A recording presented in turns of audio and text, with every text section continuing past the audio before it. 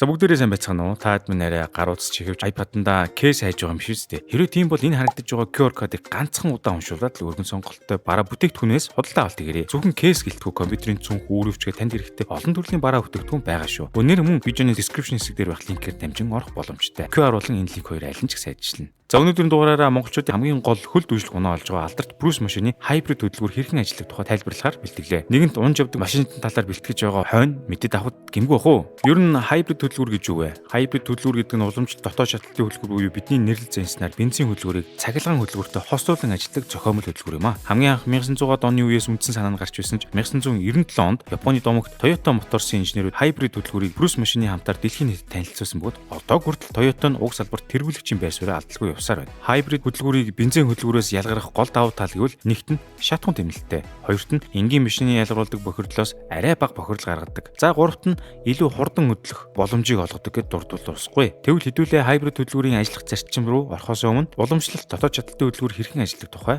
ойлголттой болъё. 1. Дотоод шаталтын хөдөлгүүр. Дотоод шаталтын хөдөлгүүр нь гол ажиллах зарчим нь цилиндр хэлбэртэй жижиг савнд бүслүүр нь шатхуун ба агаарын холимгийг даралтжуулан теслэх замаар ажилладаг хөдөлгүүр юм. Эхний байралд нь хоосон цилиндрийн агаарын хавхлаг нээгдэж вакуум орчим үүсэх бөгөөд үүний дараа нь агаар ба шатхуун уг цилиндрт холилдож тэсэлгээний хольц болон хуурна. Хоёр дахь байрлалд хавхлаг хаагдах үед бүслүүр маань дээш татагдан байрлалаа эслэх ба ингэснээр даралт ба температурыг нэмэгдүүлж тэсэлгээхэд улам тохиромжтой нөхцөл бүрдэнэ. Үүний дараа гурав дахь байрлал цилиндр дотор очлуур ажиллаж цог өгөх бөгөөд өндөр даралтанд ор байсан тэсэлгээний холилдсон тесрэлт үүсэж бүслүүрийг эргэн доошлуулна. Дөрөв дахь буюу хамгийн сүүлийн байрлалд нь харин цилиндр дотор үүссэн тэсэлгээний үр дүнд утаа нарыг эргэн хавхлага нээгдэж гадагш гарган бүслүүр эргэн анхны байрлалд очдог байна. За ингээд энэ явц олон удаа давтагдах үед дугуй хөдөлж машин явах боломжтой болдгоо. За хамгийн энгийнээр маш товчоор тайлбарлаж байгаа гэдгийг та бүхэн ойлгож байгаа бах. Харин одоо бүгдээрээ хайбрид хөдөлгүүрийн тухай ярианд орцгоё. Хайбрид хөдөлгүүр бол өмнө дурдсанчлан цахилгаан ба бензин хөдөлгүүрийг хослуулан ажилладаг. Уг тайлбарыг ойлгомжтой болгох үүднээс хэдүүлээ Bruce машин стартапч дарснаас эхлэн юу болдог тухай ярьцгаая. Эхлээд товч дарах үед машин доторх бүхэл үйл ажиллагааг хяндаг ECI буюу электроник хэрэгслүүдийн хяналтын компьютераас машины батарей, хөдөлгүүр, температур зэргийг шалгана. Дараа нь төрүүл цахилгаан хөдөлгүүр ажиллаж эхлэх бөгөөд таны явж буй хурднаас шалтгаалan компьютер аль хөдөлгүүрийг ашиглахыг шийднэ. Жишээлбэл та бага тогтмол хурдаар явж байгаа үед дан цахилгаан хөдөлгүүрээр ажиллах бол хүч шаардсан үед бензин хөдөлгүүр нэмэлтээр ажиллаж эхэлнэ. Ингэснээр бензин ба цахилгаан хөдөлгүүрөөс гарч буй хүчийг нэгтгэж түлшийг илүү хэмнэлттэй болгодог байна. Та харин хурдан асах юм уу тормоз гიშгэх үед нь цахилгаан мотор генераторын үүргийг гүйцэтгэж машины батарейг эргэн цэнгэлдэг. Мөн сүүлийн үеийн хайбрид машинуудад ямар хөдөлгүүрийг ашиглахаа жолооч өөрөө шийддэг болсон бөгөөд хот дотор эко гормон асаа цахилгаан хөдөлгүүрээ гочлон ашиглах боломжтой бол хөдөө гадаа явж байгаа үедээ бензин хөдөлгүүрээ гочлон ашиглах боломжтой болдог. За тэгэхээр энэ бүхнийг таны машин доторх компьютер шийднэ. Машин харин бүрэн зогсох үед